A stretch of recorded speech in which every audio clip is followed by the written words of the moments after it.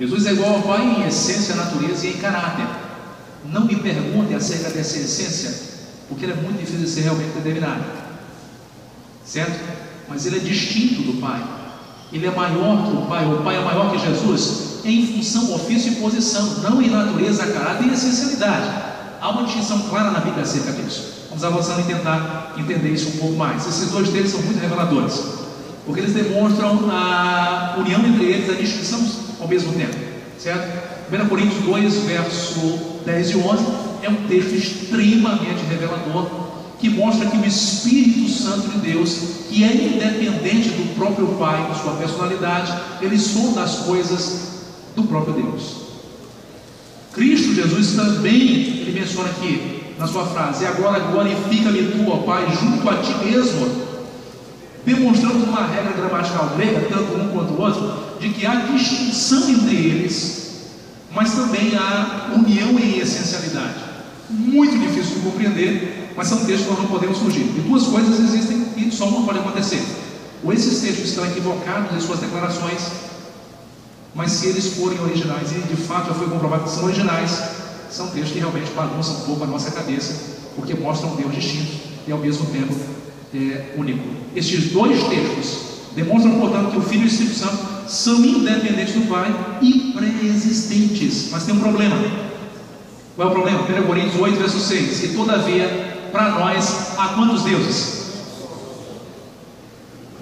E como o Filho e o Espírito Santo são tomados como na qualificação de Deus, semelhantemente. Deixa eu explicar só 1 Coríntios 2, verso 10 e verso 11. Qual é a interpretação dos antitrinitarianos adventistas, é que podemos chamar assim, sobre esta película? Bom, é um texto longo, mas necessário para que a gente compartilhe, tá certo? Essa é uma das questões mais recentes. Alguém me enviou uma apostila gigantesca lá em São Paulo, uma associação pedindo que eu desse uma analisada desse material e refutasse para eles. Eu estou em pleno trabalho nesse material. Só faço um recorte que está disponível aqui, tá, no adventistas.com, que poderíamos chamar, se a igreja adventista tivesse um esgoto. Não tem, mas se tivesse um esgoto, acredito que o adventistas.com seria exatamente isso, onde desemboca tudo quanto é porcaria criada por pessoas não honestas. Olha só a interpretação dele desse texto bem aqui. A palavra de Deus apresentado neste verso, refere-se a Deus Pai. Isso fica claro quando um pouco mais à frente, na mesma carta aos Coríntios, capítulo 8, Paulo afirma: todavia para nós há um só Deus, o Pai, de quem são todas as coisas e para quem existimos, e um só Senhor Jesus Cristo, pelo qual são todas as coisas e nós também por Ele. Ok, ele vai fazer um comentário. Paulo deixa claro que Deus, o Pai, revelou aquilo que Ele tem preparado para os que o amam, através do Espírito Santo. Foi o Espírito que revelou as coisas de Deus, e o Espírito revelou isso porque Ele perscruta, ou seja, conhece tudo, até mesmo as profundezas de Deus. Paulo termina reafirmando que somente o Espírito de Deus conhece as coisas de Deus. Agora vamos harmonizar as palavras de Paulo com o que Jesus disse no relato de Mateus 11, versículo 27, e a última análise deles é a seguinte: tudo me foi entregue por meu Pai. Ninguém conhece o Filho senão o Pai, e ninguém conhece o Pai senão o Filho, e aquilo é que o Filho quis revelar. Bom, aí vem um comentário final. Enquanto o Pai dizia que ninguém além do Espírito conhece as coisas de Deus Pai, Jesus dizia que ninguém além dele, o Filho, conhecia o Pai. Temos então que Jesus Cristo é quem? É o próprio Espírito, mencionado por Paulo em 2 Coríntios. Essa é a interpretação mais recente por parte deles. Uma lição da Escola Sabatina de 1995 trouxe uma informação muito interessante acerca da diversidade de personalidade dentro da Trindade. As três pessoas da Trindade, mesmo sendo unas, assumem diferentes papéis ou posições nas obras divinas da criação, redenção e amorosa administração do universo. O Pai assumiu a liderança geral, o Filho subordinou-se à liderança do Pai no processo de encarnação, evidentemente, e o Espírito Santo voluntariamente se subordina ao Pai e ao Filho também dentro daquilo que é chamado de economia da Trindade, que é a ação das três pessoas em favor da raça humana no processo de redenção. Esse é um texto muito relevante, mas também que não prova muita coisa, porque esse é um texto criado por mentes humanas, certo? Apesar de ser assim concordado, ou seja, ser deliberado pela nossa própria igreja. Mas o que mais importa é que a gente tem que passar para a Bíblia em si, verificar esse conteúdo. Você quer saber se alguém é divino? É simples, não é difícil, não pela Bíblia. basta ver os atributos que essa pessoa possui. Cada um de vocês possui atributos muito particulares, os quais vocês têm e eu não tenho, e vice-versa. No caso de Deus, Deus tem atributos muito pessoais, dos quais Ele não divide com ninguém. É bem verdade que essa teologia sistemática classifica os atributos comunicáveis de Deus e os incomunicáveis. Os atributos comunicáveis de Deus, um deles, por exemplo, é o amor, é onde Ele comunica a nós, e você tem essa capacidade de sentir em igual medida aquilo que Deus Ele sente. Agora, existem atributos não comunicáveis da parte de Deus, e aqui nós temos alguns deles. Por exemplo, o fato de ser Ele próprio Deus e ter os seus atributos de onisciência, onipresença, onipotência, eternidade como Criador. Quando você analisa isso em relação ao Pai, você encontra todos os atributos. Mas quando você parte para a Bíblia e verifica o Filho e o Espírito Santo, ele também possui, ou eles possuem os mesmos atributos divinos. Conclusão: tanto o Pai, Filho e Espírito Santo têm os mesmos atributos de divindade. Ou eles são três deuses distintos, ou existe um Deus divino em três pessoas, que não pode se igualar nem ao unitarianismo, nem ao sabelianismo, muito menos ao modalismo e nem ao triteísmo. E é isso exatamente que a Bíblia revela para todos nós. Vamos em frente.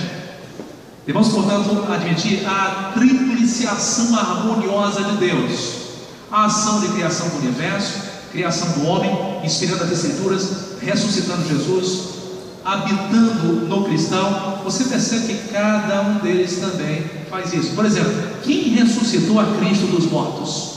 Uma pergunta curiosa. A Bíblia vai revelar que o Pai fez isso, vai revelar que o Espírito Santo também ressuscitou, mas vai dizer que o próprio Filho, ele tem vida em si mesmo e é capaz de ressuscitar a si próprio. Agora, como isso é possível? Você percebe como é que isso é possível? Complicado, mas a Bíblia afirma isso, que ele tem vida em si próprio, é capaz de dar, tirar o momento em que ele quer.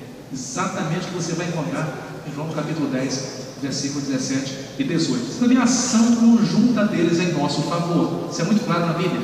Esses versos que aqui aparecem: eu rogarei ao Pai e Ele vos dará outro Consolador, em pé de igualdade com o próprio Cristo falando, dadas as regras gramaticais da língua em que o texto foi escrito originalmente, nos dá essa segurança. Mas o próprio texto em si, por si só, já menciona isso, tá bom? De que eles estão em pé de igualdade, mas distintos também, tá bom? A quem o Pai enviará em meu nome, Cristo falando, esse, uma referência ao Espírito Santo, vos ensinará todas as coisas e vos fará lembrar de tudo o que vos tenho assim ordenado, e assim sucessivamente. Existem dezenas e dezenas de textos semelhantes a esse, tanto no Antigo quanto no Novo Testamento, tá certo? Isso de modo nenhum vai comprometer o nosso conceito acerca de Deus. A minha proposta agora é a seguinte: vamos partir para o segundo grande bloco do nosso estudo. A melhor forma de compreendermos de que nós temos um conceito bíblico acerca de Deus na qualidade de adventistas do sétimo dia é analisando um pouco a história e os conceitos que as igrejas deram acerca de Deus. Aí sim veremos quão diferentes e distintos somos e quão semelhantes são eles entre si, quão certo estamos e quão longe da realidade eles estão. Tá certo? Vamos então, aqueles que não gostam de história vão ter que segurar aí realmente as pálpebras bem firme, tá bom? Porque a história, ela é crucial para o entendimento da doutrina em si da Trindade. E vou tentar aqui o mais breve possível investigar isso desde o século II até o 20, muito rapidamente, nesses períodos que aparecem aqui. O período dos apóstolos, um pouquinho depois dos apóstolos, aquilo que é chamado de patrísticos ou pais da igreja. Vamos partir para a Idade Média, que começa mais ou menos no século VIII em diante. Depois o período reformado, onde Martinho Lutero, Calvino, Zwingli e tantos outros reformadores chamados magisteriais, eles trabalharam o conceito de Deus até chegarmos ao final do período moderno. Não vamos trabalhar o período pós-moderno, que esse é um pouco mais complicado, merece um estudo de fato à parte, certo? Mas vamos então, ao investigar isso, cada período tem pensadores que colocaram um conceito que acabou sendo aquele conceito que prevaleceu na cabeça de muitas pessoas e houve uma influência muito grande dentro da própria história. Pessoas que reproduzem o conceito de Deus hoje o fazem porque eles estão baseados nesses principais pensadores que vocês estão vendo aqui, e eu vou tentar apresentar um por um deles ao longo aí da exposição. No conceito apostólico, você tem aqui os apóstolos que têm uma visão triuna acerca de Deus. Você quer ver uma prova disso? Clara, os dois clássicos textos, tanto de Mateus quanto de Paulo. Portanto, ide, fazer discípulos em todas as nações, batizando em nome do Pai, do Filho e do Espírito Santo, numa clara informação de que Deus, Ele é Deus único, mas também que Ele existe em três pessoas. É um texto original, não tenho tempo para discutir acerca disso, mas ele está comprovado por estudiosos na área de paleografia. Quando você pega os manuscritos antigos, coloca sobre a mesa e vai comparando e vê se o texto é original, se ele aparece na maioria dos manuscritos, e os mais antigos, os mais próximos dos originais, o texto vai aparecer. Ele se repete também em vários outros comentários de pessoas, de cristãos que vivenciaram a realidade apostólica. E também no período pós-apostólico você tem vários outros teólogos, bispos daquela época que repassaram esse texto, considerando ele como original. Então isso nos leva à seguinte declaração: me sinto muito confortável em que esse texto de fato é tão original quanto todo o resto do Evangelho de Mateus. O texto ao lado em 2 Coríntios reforça o que diz o texto em Mateus: a graça do Senhor Jesus Cristo, o amor de Deus e a comunhão do Espírito Santo sejam com todos vocês. Isso infere quase que diretamente a triunicidade ou a triunidade de Deus. Preste atenção nessa linha do tempo, que eu vou utilizá-la no finalzinho, tá bom? É só uma breve explicação, sem ela a gente não consegue avançar como tudo se originou. O conceito de Deus, trazido pelos cristãos pós-apostólicos, é uma herança da filosofia grega. Veja bem, nesse período bem aqui, nós estamos no ano 333 a.C., quando Alexandre o Grande, ele inicia a sua principal conquista, e ele vai dominar todo um território ali em volta do Mediterrâneo, na Europa, pegando um pouco ali do norte da África, um pouco do Oriente Médio, indo até mais ou menos ali o norte da França.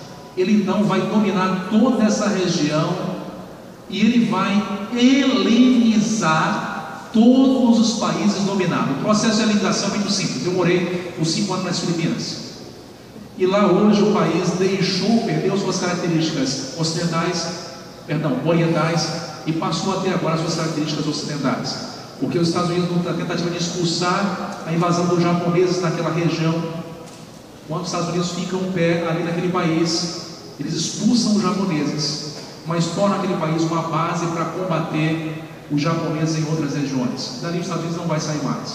Como herança, os Estados Unidos deixam em apenas 40 anos. Eles mudaram o idioma deles, mudaram sua forma de vestir, sua cultura foi completamente modificada. Assim acontecia com quem dominava os outros povos. Não era diferente do Alexandre o Grande. Ele tinha uma alta conta em filósofos que viveram 300 anos antes dele. E ele, ao chegar em um país, em lugar de destruir, por exemplo, a biblioteca central, ele preservava a biblioteca e absorvia o conhecimento e agregava aos seus próprios conhecimentos. Ok? Assim surgiu aquilo que é chamado de Bíblia Septuaginta, graças aos seus sucessores que seguiram a sua mesma linha de comportamento. A filosofia nessa época estava no auge. O pensamento dominava todos os países. A helenização vinha com a língua grega imposta. Essa é a razão pela qual, por exemplo, quando os gregos chegam na Palestina, helenizados, mesmo após os romanos dominando na época de Cristo, eles não deixaram de falar a língua grega. Inclusive o próprio Cristo falava o idioma, além do aramaico e do hebraico. Então isso estava evidente. O próprio Paulo utiliza retórica como meio de popularizar sua pregação de Cristo, utilizando a filosofia ou as bases filosóficas gregas. Isso é chamado de helenização, quando um pensamento grego ele domina em várias áreas: cultura, ciência, tecnologia e, sobretudo, a forma de raciocinar. Isso vai mudar o pensamento de uma população inteira. Quando isso acontece, você percebe que no ano 63, Pompeu, esse general, ele vem ali da Itália conquistando os territórios, passa na Macedônia, ele vai invadir a Palestina e vai estabelecer aquilo que é conhecido como Império Romano, vai substituir evidentemente o Império Grego, depois de, claro, ter derrubado, destruído os persas que ali viviam naquela região. Quando ele implanta o seu império, o Império Romano, eles não vão abandonar a filosofia grega, eles vão permanecer. Daí a filosofia chamada de greco-romana, ou greco-romano, vai permanecer a ideia. Nesse período, você tem um personagem que viveu ao lado de Cristo, chamado de Filo de Alexandria, um judeu, que passa a interpretar as escrituras sagradas hebraicas de um ponto de vista filosófico. Então, conceitos platônicos, conceitos de Aristóteles serão inseridos dentro da interpretação bíblica. Aí isso chama-se de hermenêutica, que é o estudo de interpretação do próprio texto.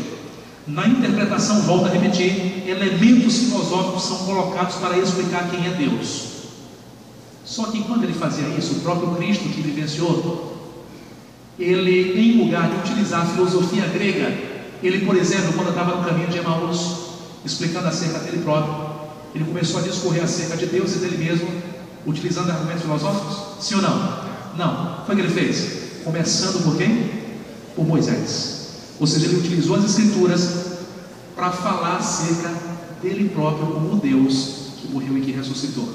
Isso tem que ficar bem claro na mente de todos nós, porque isso vai ser com base para o final do nosso conteúdo, tá bom? Essa filosofia platônica, aristotélica, só foi ser interrompida, a escola que Platão estabelece antes aqui, só vai ser interrompida quando o imperador Justiniano fechou a academia de Platão. Mas ao fechar a academia de Platão, o pensamento não pode ser fechado, ele não pode ser destruído. O mundo todo já havia abraçado isso, como até hoje as universidades ainda utilizam pensamentos aristotélicos para construir ciência e tecnologia. É impressionante a força do pensamento filosófico em todos os ramos da área em que o ser humano pode trabalhar. Muito, muito impressionante isso. Vamos em frente. Bom, no período imediatamente após os apóstolos, você tem aquilo que é chamado de pais apostólicos: Clemente de Roma, Inácio de Antioquia, Policarpo, que era amigo muito íntimo e discípulo de João, o apóstolo de Cristo Jesus. Todos eles, em linhas gerais, eles acreditavam em Deus triunfal, como os apóstolos também acreditavam. E aqui não tem problema. O problema chega exatamente no período patrístico. Aqueles que são chamados de pais da igreja, os ensinos daquilo que eles chamam de apologia ou apologética, uma tentativa de você reagir contra o ensino equivocado acerca de tua crença. Bom, nesse período patrístico, você tem um detalhe. Esse que vocês estão vendo aí apresenta o Celso, um orador brilhante romano, filósofo também, que ao lado de Fronto, Tácito, Luciano, Porfírio e outros mais, eles escreviam contra e falavam contra o cristianismo. Havia uma má fama do cristianismo na época do Império Romano. Por exemplo, quando os cristãos se reuniam para tomar ceia, Santa Ceia, havia uma fofoca muito grande no Império, que deturpava realmente essa adoração dos cristãos. E ali, em lugar de tomar o suco da uva e comer o pão representando o corpo e o sangue de Cristo, carne era literal das crianças que eram sacrificadas, e o sangue era bebido literalmente também dessas crianças. Ideias como essas se espalharam pelo Império Romano. E Celso, ele entra em cena para jogar por terra todas essas teorias falsas. Então ele vai apontar um comentário interessantíssimo chamado Discurso contra os Cristãos, que na verdade ele não vai defender os cristãos, ele vai somente tirar aquilo que de fato não era verdadeiro acerca dos cristãos, a fofoca que rolava, mas ele vai dizer que os cristãos eram falsos adoradores e que adoravam Cristo, que não era aquele Cristo que estava sendo fofocado, era um ser humano comum, mas que não era digno de adoração por essas razões. Ele então trabalhava o argumento filosófico para jogar por terra a teoria do cristianismo ou a própria religião em si. Ok? É nesse período que aparecem os chamados apologistas cristãos. Claro, o que Celso está fazendo é utilizando a filosofia grego-romana para jogar por terra o cristianismo. A melhor forma de chamar a atenção é fazendo a mesma coisa também.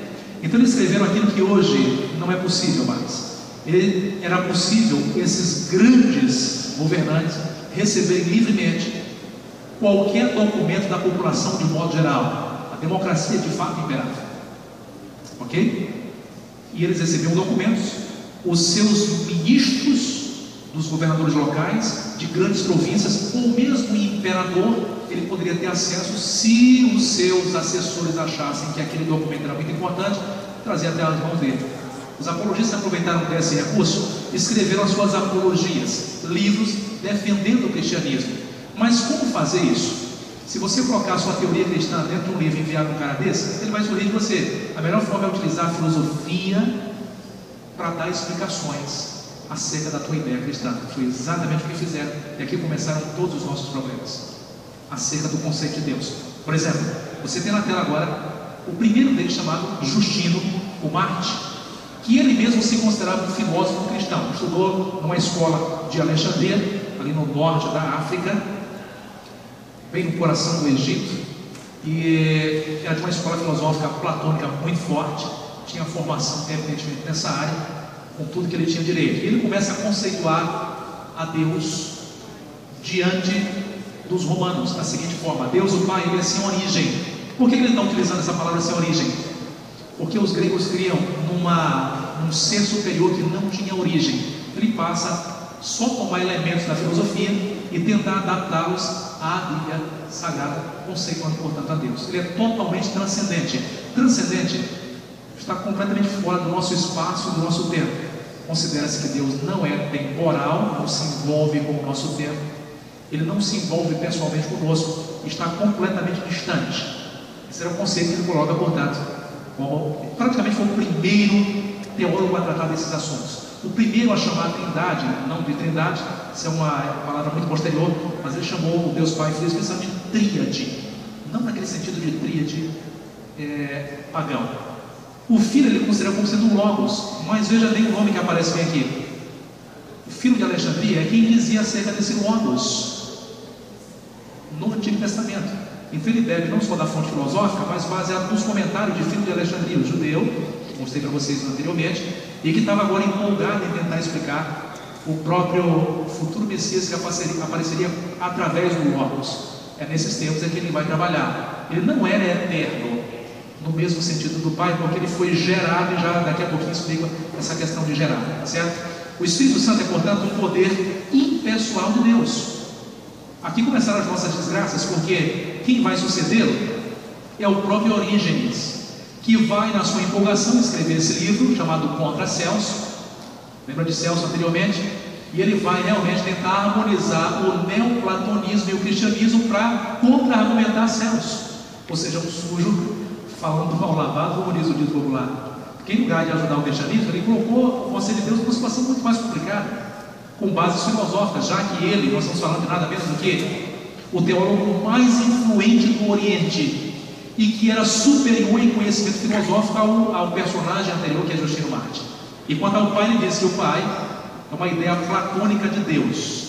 A ideia de Platão cria que um ser superior, é que esse ser superior é chamado de monas. A palavra monas significa único em grego. E Platão afirmou que o monas é a causa de absolutamente tudo. Até aí não tem muita distinção.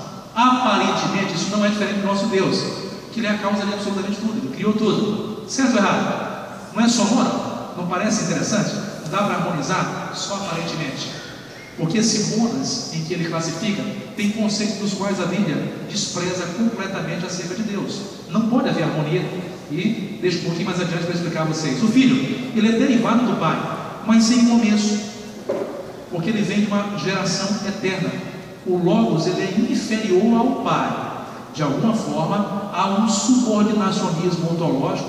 Me explico melhor dizendo o seguinte: que Cristo Jesus, de certa forma, ele é inferior a Deus, que é a origem de tudo. Não há mais aquele status de igualdade como os apóstolos estabeleciam. Há uma ligeira distinção, ao passo que o Espírito Santo ele procede do Pai, mas ele é inferior ao Filho. Sabe qual foi o legado que ele deixou? Empolgado com isso, entra um outro personagem chamado Ário. Ele trabalha aquilo que nós será chamada controvérsia ariana, que vai desembocar naquilo que foi a convocação do Concílio de Nicéia no ano 325 depois de Cristo, para condenar as ideias de Ário e fortalecer as ideias bíblicas, que na verdade não eram bíblicas, eram inteiramente platônicas na sua essência. Uma própria declaração, essa declaração do credo de Nicéia, ele vem trazendo. Você acessar qualquer site de busca aí na internet, o Google, por exemplo, botar credo de Niceno, uma frasezinha bem curtinha, que tem palavras exatamente iguais aos conceitos platônicos, dos quais nós, como adventistas, não podemos realmente sequer tolerar, quanto mais aceitar. Então, ele vai dizer que o monas criou o demiurgo. Deixa eu explicar isso aqui um pouquinho. Esse monas, na cabeça de Platão, veja bem, Platão trabalha com filosofia. Filosofia nada mais é do que imaginação especulativa, muito racional, é evidente, mas é pura imaginação. Ele então cria um ser superior, transcendente, fora do espaço, do tempo, imutável, e que não se relaciona com ninguém, e sua imutabilidade tem que ser mantida. Esse Deus, ele é imóvel, ele permanece fora do espaço-tempo imóvel, e atrai tudo para si. E quando ele cria, tudo passa a se mover. Mas ele não pode criar diretamente, porque se ele cria diretamente o universo passa a mexer com ele, e ele perde a sua imutabilidade, ele deixa de ser quem ele é. Por isso ele tem que criar um Deus secundário, chamado Demiurgo. Esse Deus secundário é quem vai então criar o universo. Esse Deus secundário é quem vai de alguma forma se relacionar pessoalmente conosco, para preservar, portanto, a unicidade desse monas e a sua imutabilidade. Tudo bem até aqui? Posso avançar? Posso avançar? Vamos avançar. Ário vai pegar isso e vai criar a sua ideia agora. A sua ideia é, uma vez que esse monas criou o demiurgo, monas é o pai e o demiurgo é o próprio filho. Significa então que o filho não é eterno, ele foi criado em algum momento. É isso que Ário diz. Tá certo? Ário, ele vai dizer exatamente isso. Presta bem atenção que Ário é a base atual para todos os antitrinitarianos adventistas. Guarda essa informação e eu vou voltar com ela ao final, tá certo? Atanásio foi quem combateu Ário, escreveu muita coisa. Um escrito chamado Aleia ou Teleia de Ário nós não temos, só temos porque sabemos da existência desse livro dele através de Atanásio, tá certo? E Atanásio vai dizer que o Pai é o princípio e a fonte da unidade de toda a Trindade. Ele não vai mudar os seus conceitos platônicos, ele vai permanecer também. Ele vai repetir aquilo que havia falado Orígenes e Justino Marte, certo? Ele vai dizer também que o Filho tem a mesma essência do Pai.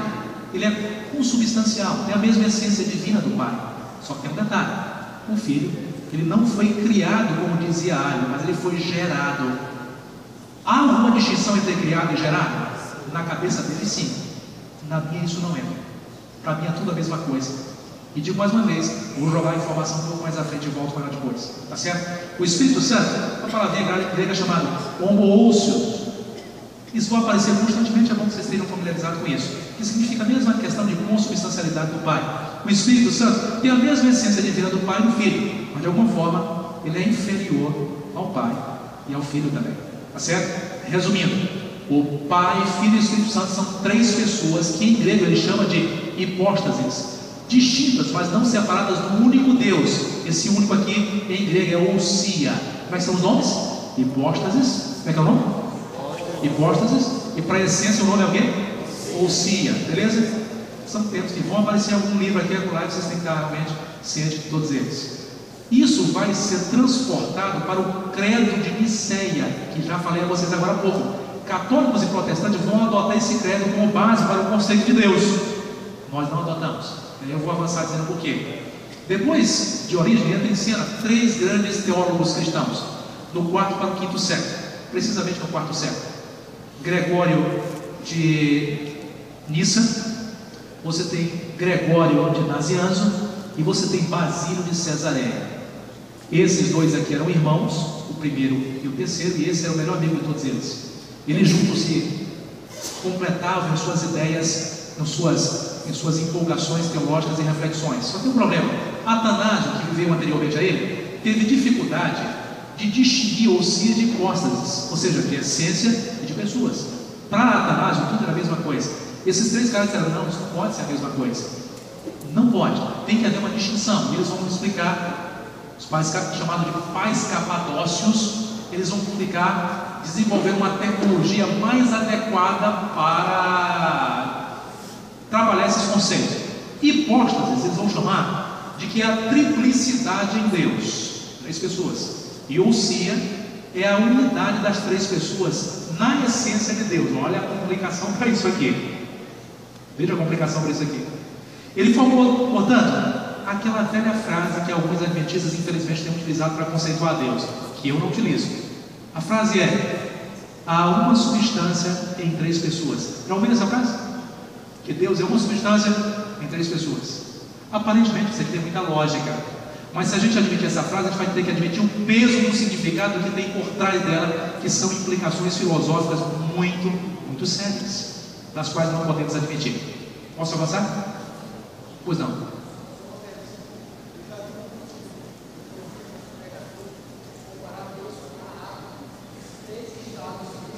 Ele está dizendo que já viu o pregador comparar Deus à água, os três estados físicos, sólido, líquido e gasoso. Meus irmãos queridos, vou me antecipar aqui já essa informação. Talvez a gente abra aqui para perguntas e respostas, não sei se vai ter tempo, mas nós não podemos de modo algum utilizar nenhuma analogia para identificar Deus, nem essa, nem de som 3,1, nem de nada, porque nada disso é capaz de realmente identificar Deus. Esses são recursos do imaginário humano que deve ser colocado de lado para o resto da vida, tá?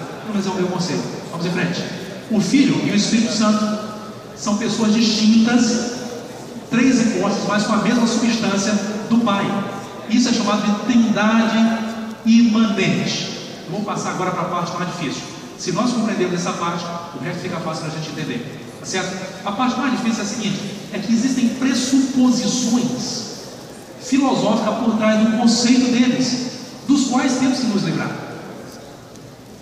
Quais são essas pressuposições filosóficas? Quando eles dizem que há uma ousia em três hipóteses, ou seja, que há uma essência divina e três pessoas distintas, ele está utilizando e fazendo uso de uma terminologia completamente baseada no platonismo. Por exemplo, quando eles definiram Deus, o Pai, com a base da metafísica grega. Eu não vou explicar aqui o significado de metafísica, ele não dá um pouco de grega no momento. Eu vou dar um conceito para que você compreenda diretamente. O Pai é o arre. O arre é a primeira causa, é o monas do platonismo, tá certo? É a primeira causa, um princípio de toda a divindade. Existe uma distinção que ocorre entre aquilo que acontece fora de Deus e dentro de Deus. Na sua parte interna, ou seja, dentro de Deus, há um movimento interno que não ocorre com o movimento externo da parte de Deus. Calma, vamos devagar. Deixa eu explicar isso da seguinte forma: o Filho e o Espírito Santo são causados dentro do Pai, e por isso eles são gerados dentro do próprio Pai. Como eles vêm da essência do próprio Pai, eles são tão divinos quanto o próprio Pai dentro de si próprio. Isso é chamado de geração eterna. Por que eterna? Porque esse processo interno que acontece em Deus acontece fora do espaço e do tempo. Se é uma geração eterna, Deus, o Pai gerando o Filho e ambos gerando o Espírito Santo, fora do tempo, eles não podem ser criados, porque criação é próprio do tempo. Me fiz entender? Me fiz entender? Tudo bem até aqui? Tudo bem com o raciocínio? Deixa eu ir adiante. Deixa eu ir adiante então. Então a geração eterna, na estrutura interna de Deus, chamada de ontologia, de ser, nessa estrutura interna de Deus, não modifica a natureza de Deus. Ele que é imutável não deixa de ser imutável, ele continua sendo quem ele é. Ele não perdeu divindade, ele apenas compartilha a divindade, mas não perde. Tudo bem até aqui? Deixa eu avançar. Mas por que ele está empolgado falando isso? Simples, porque ele está utilizando um raciocínio filosófico. Isso não tem na Bíblia. Isso vai ter, evidentemente, um cara chamado Platão. Olha o que Platão cria aqui, por exemplo, para que a gente entenda a ideia original.